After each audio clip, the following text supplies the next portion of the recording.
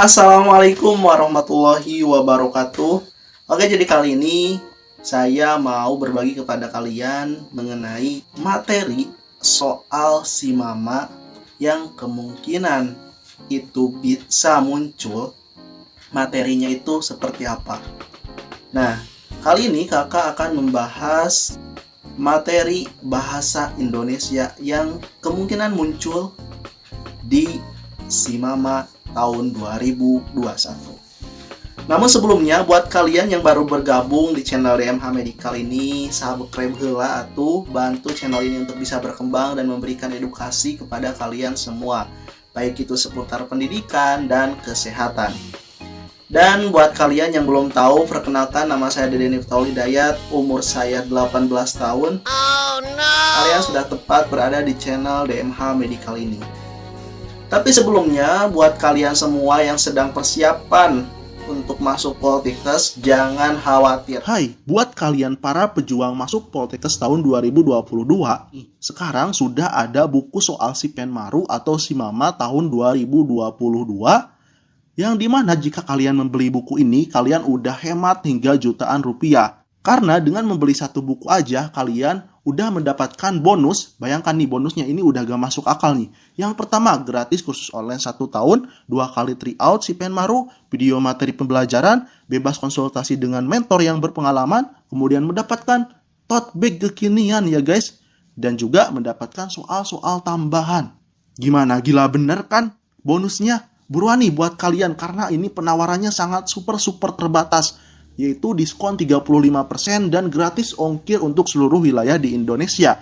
Kalian juga bisa memesannya melalui Shopee dan Bukalapak. Linknya ada di deskripsi. Buruan, stoknya sangat terbatas.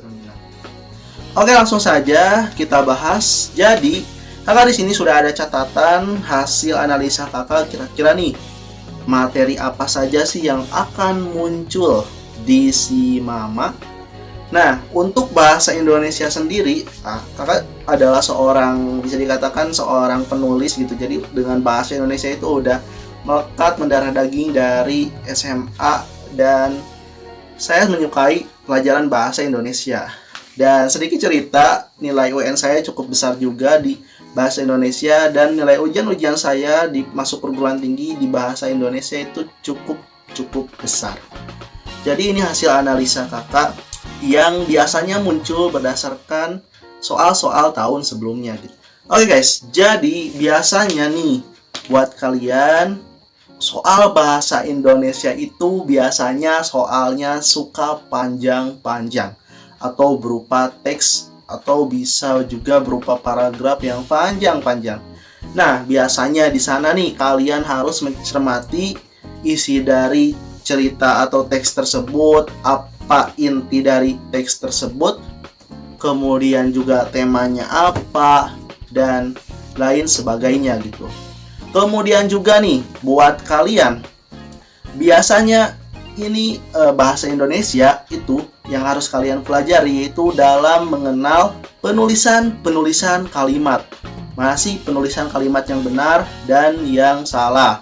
Misalnya nih, penulisan kalimat yang bercetak miring yang benar itu seperti apa. Nah, kalian harus pelajari itu. Itu yang pertama. Kemudian yang keduanya nih, ini kembali lagi terhadap teks ya. Jadi yang kedua biasanya memahami teks.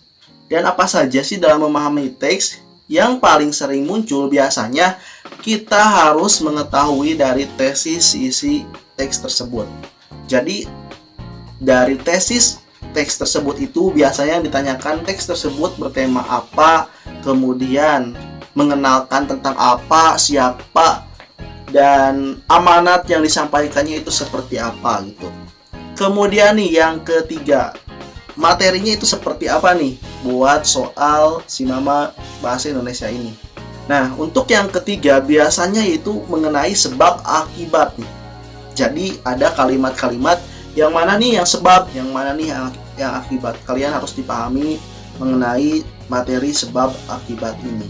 Jadi kalian harus membedakan mana yang sebab, mana yang akibat. Kemudian yang selanjutnya, yaitu kalian biasanya harus melengkapi kata-kata yang dikosongkan atau kata-kata yang tepat nih untuk mengisi bagian dari yang kosong tersebut atau dari kata yang rumpang ya adik-adik. Itu perlu kalian ingat bahwa untuk mengisi tersebut kalian harus pahami kira-kira kalimat yang tepat, yang benar, sesuai dengan bahasa Indonesia, sesuai dengan kaidah bahasa Indonesia untuk mengisi dari bagian soal yang kosong tersebut atau percakapan yang kosong tersebut, yang mana nih kalimat yang paling benarnya. Kemudian selanjutnya yaitu mengenal dari sinonim dan antonim. Biasanya sinonim dan antonim ini untuk mengetes kemampuan kognitif kita gitu. Ini sangat penting sekali, harus kalian pahami mana yang sinonim, mana yang antonim. Dan biasanya soal-soal sinonim dan antonim ini sering mengganggu pikiran kalian. Bukan mengganggu lagi, tapi mengalihkan atau membuat kalian gagal fokus gitu. Jadi kalian harus perhatikan dan harus hati-hati dalam mengerjakan sinonim dan antonim ini. Kemudian untuk selanjutnya yaitu mengenal dari unsur serapan ya adik-adik. Jadi kalian harus mengenal nih unsur-unsur serapan dari kata-kata bahasa Indonesia itu apa saja dan bagaimana saja gitu unsur-unsur serapan itu. Dan biasanya ini sering muncul juga gitu di Si Mama tahun 2021 guys.